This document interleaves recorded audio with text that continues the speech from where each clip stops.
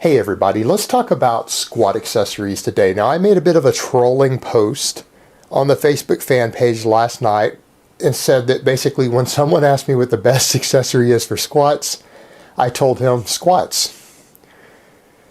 And the reality is, if you are not a very, very advanced lifter, worrying about squat accessories is probably a waste of your time. And what do I mean by advanced? If you watch my training videos and you think, wow, Jason is really, really strong on the squats, I don't think I'll ever do that. You probably are not strong enough to worry about accessories. I am barely strong enough in relation to my body weight to worry about accessories. Now, you guys have seen me do over double my body weight for sets of 5 without a belt. Just straight up raw squatting. I am barely strong enough to worry about accessories. If you can't do a few reps with at least double your body weight on the squats, don't worry about it. What you need to do to get better at the squat is to find your right technique, find your ideal foot spacing for your goals, your own bar placement, get your technique down, do lots and lots of squatting. If you need to get better at the squat, then squat more often. If you're squatting 2 times a week, go to 3. If 3 isn't cutting it, squat 4 times a week. Do extra core work. Now, if you have legitimate weaknesses in your squat that need to be addressed, you can fix them by squatting in another way. And here's what I mean. There's a couple of things I'm going to recommend. If you really suck at the bottom of your squats, you have no speed or power coming out of the hole. You drop down, and even with the stretch reflex, you barely get that weight out of the hole, even on 5 rep sets on the first rep. And it's a definite weakness for you. Do pause squats. And in fact, I would say for any intermediate and up lifter, doing pause squats once a week is probably not a bad idea if you're a completely raw lifter. If you're going to be just a recreational lifter, or you are going to compete in powerlifting and you're going to do it raw with no suit, doing pause squats once a week is probably not a bad idea. And what I mean is you drop down, ass to grass for a 2 count, 1 1,000, 2 1,000, and then squat. And you let it push you down deep, and you're obviously not going to be able to use the same weight. You may have to take 20, 30 kilos off your normal work sets, maybe more.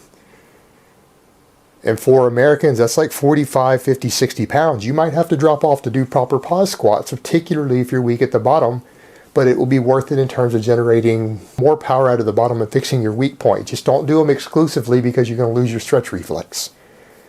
By that same token, if you struggle on the lockout, it's probably not the lockout you need to worry about. It's that you have some sort of stability issue, because if you're strong enough to get a weight started and get it halfway up, it is much, much easier to lock it out. In fact, you can probably lock out at least 100 pounds more than you squat full depth.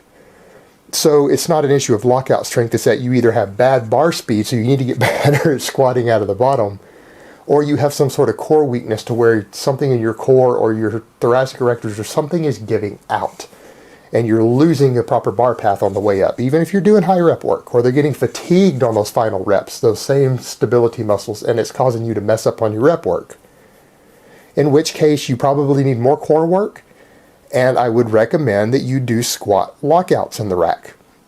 And those will also get you used to handling a heavier weight. Having a heavier weight on your shoulders, having 50 pounds more on your shoulders than you ever normally squat, and pressing it off the pins will get you used to holding a heavier weight. It will toughen up your shoulders, it will toughen up your body to it, and it will build all of those muscles in your torso up that you need to handle the heavier weight. So it's a good way to help with some of your core weaknesses, with some of your thoracic erector weaknesses, things like that. It's a useful tool for that. So if that really seems to be a problem for you, and you know it's not purely technique causing you to good morning the weight a bit, then extra core work and some squat lockouts will help with that. And they can be helpful when you want to increase weight. You've been working with the same weight for a given time. You want to increase it. Doing some squat lockouts beforehand can get you used to handling that heavier weight. Can train your nervous system for it, make you a little more confident. But the thing is, those 2 accessories I just recommended are still a back squat with a barbell.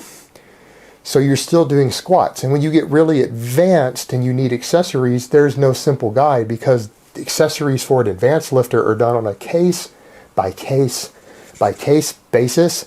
And what my accessories might be 2 months from now are going to be completely different accessories than I'm going to need 6 months from now. because they're going to change based upon my individual needs and weaknesses. But the squat itself will always be the main foundation. Specificity of training. All right, guys, that's really all I have to say on that today. I hope it has been informative, and I will talk to you guys next time.